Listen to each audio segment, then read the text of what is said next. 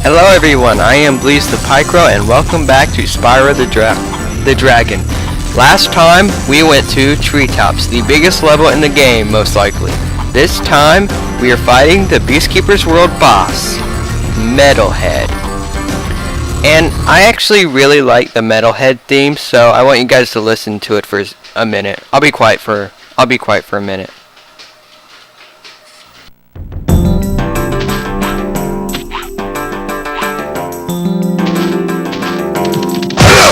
Just wait for the chorus to come in.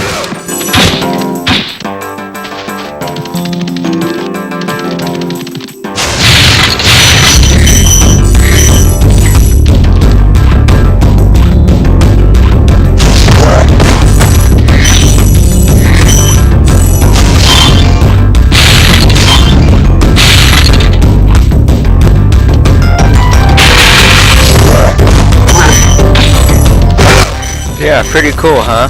Pretty cool theme. I actually this is kind of just something. I have my cousin's boyfriend.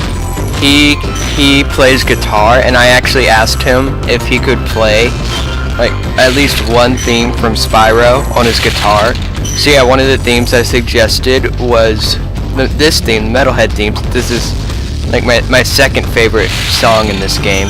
And he said that he really liked it. And he also said that he probably could learn to play. He'd just have to hear it a few more times and find the music sheet. Oh, don't forget about... He just rolled that Indian right off into the acid.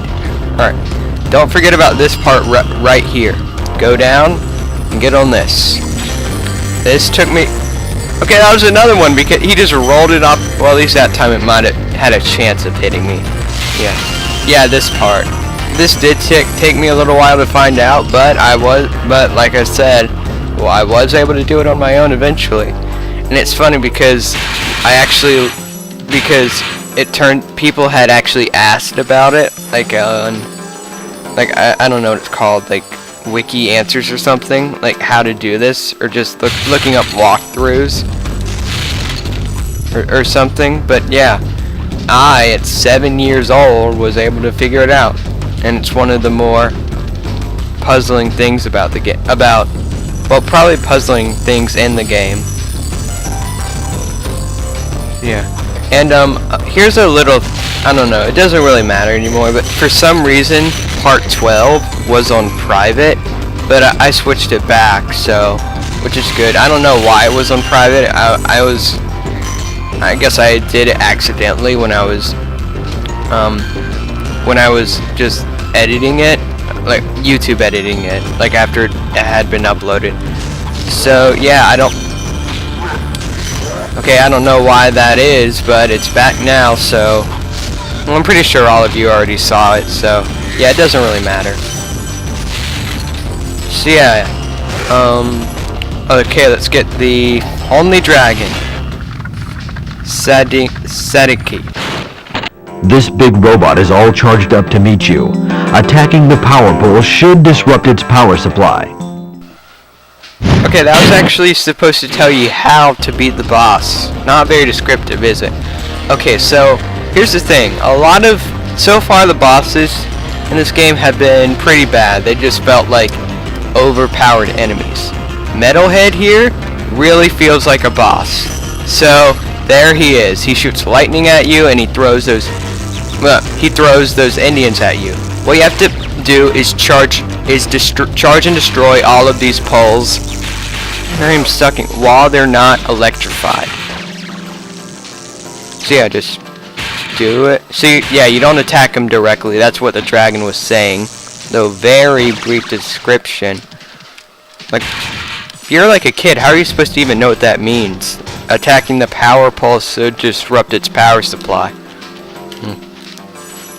And oh, here's a funny thing that I just realized today. So when you upload a video on well, you already know this, but when you upload a video on YouTube, you can select captions for the video, wait.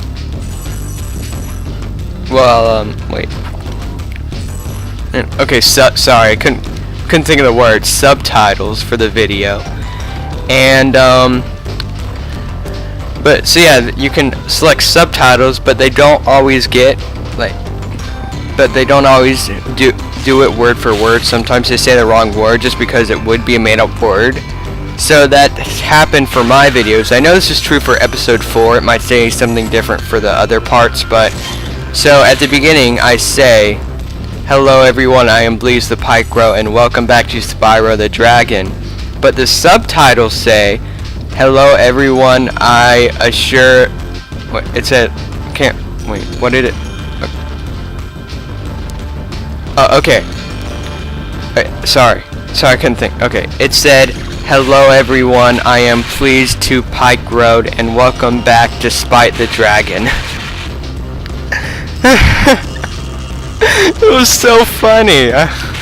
Like, despite the dragon.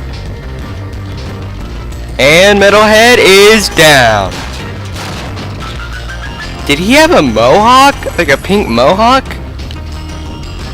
Wow. Interesting. So yeah. Am I pleased to Pike Road? I don't know. To Bike Road. Yeah, but it's because like Bleez the Pike Row isn't a real... Bleez and Pike Row aren't like real like dictionary words, so it thinks it's a real dictionary word. Oh, here's an interesting little thing. There are gyms over here, as you can see on this little part, but for some reason in the international version there are no gyms over on this little platform. Just weird. So hard to get because I don't have sparks. Yeah. Okay, now, or at least there's a whirlwind. Okay. So let's get the. In case you're wondering about going back to the thing about my cousin's boyfriend, I suggested 3 songs to him, which were the main theme, this theme, Metalhead, and the credits theme. So we obviously haven't heard the credits theme yet. I'm missing 2 gems. But yeah, we will hear the credits theme eventually. And I'm gonna, well, you know what I'm gonna do. Oh, I found it! In the same spot where these chicken things are. Like, what are those supposed to be? They look like really, really plump chickens. Anyway, we are now done with both Metalhead and Peacekeeper's World. And let's go back to the return home portal. Return home. So, I know this wasn't a very long episode, so like Peacekeepers to Magic Crafters, why don't we go ahead and go to the next world and do the home world at least. So let's go talk. I don't know. Yeah, we did everything. That's the inventory. Okay, let's go talk to Cray the Balloonist. I feel much better now that so many dragons have been rescued. Jump in the balloon and I'll show you the Dreamweaver's world. Let's go to the Dreamweaver's world. And this is actually the last main world, you could say. Like if you heard in the opening cutscene for the game, they said the old dragon said there were 5 dragon worlds. Well, 6 for a Dragon's Age. So yeah. Well, I'm saying last real world, like main world, because the last world is actually shorter than the past 5 worlds. So yeah.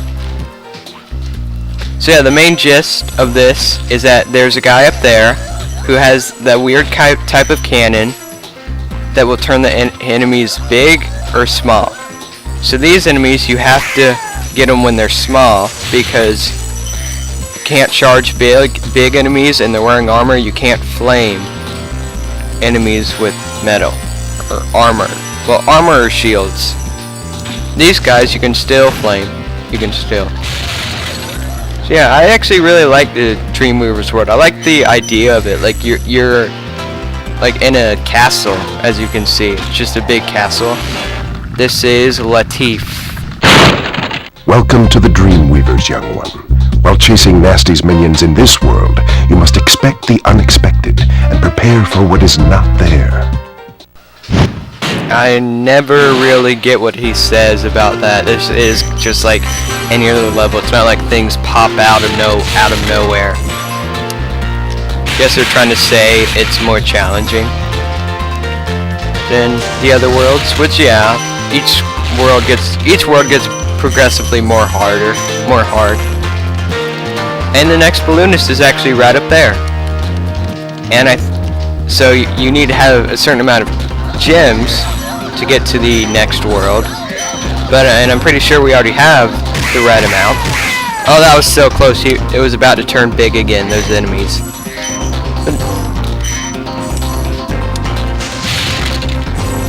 Okay. Up here. And that is actually the boss. And there's the balloonist. Hey, that's actually really convenient. The boss portal right next to the balloonist. Like, because at least how I'm playing it, the boss is the last level. So it's like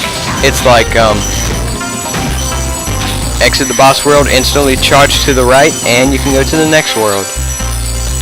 So now we're gonna get to that guy with the weird cannon. And it's one of the small guys with buck teeth. This guy. Yeah. And he has fairy wings. That's funny. Okay. So yeah, it controls just like the Canon Peacekeeper's world. And you can use it to make those enemies smaller. And let's get this dragon. This is Zkomo. Hello, Spyro. Nicely done. I'll be done when I've toasted that nasty Nork. 60 dragons. Good. This isn't really a spoiler, but we have 3/4. Oh, I forgot to turn that enemy small. I can do it. But yeah, we have 3/4 of the dragons already. Well, not already, but we do. And here's another thing. This is actually probably the most diverse thing about this world. So there's these guys. And this dragon will explain it. Mazzy. The fools you see in this world are invincible, but that does not mean they shouldn't be attacked. Sounds alright to me. So yes, those guys, you cannot kill them, but when you attack them, that happens, and they can change the landscape just like the druids. Though actually, all they do is bring things up and down. Well, they only bring things up. Oh no, yeah, they do change the landscape. So they're like the so they're actually just like the druids, except you can't kill them, and they're not frightened by you. They don't go like run in circles. So I think I'm going to cut again to that dragon. To that cannon, so I can make that enemy. So I can make that enemy small. There we go. And cut again. Okay, now let's get these guys and go up the stairs. And I do not think we will actually be able to do the flight level in this episode, which is kind of a shame, but it's fine. We can do it next time. Okay, so there are these fools. Raise platforms. And go up here. Well, it's kind of obvious you have to go up here. And I really hope we haven't missed any gems. I've already made enough cuts. Come on, come on. Yes. So, we have finished Peacemaker's world and gotten to the Dreamweaver's world. Next time on Spyro the Dragon, we will be going to the last flight level in the game. But until then, thank you for watching and have a nice day.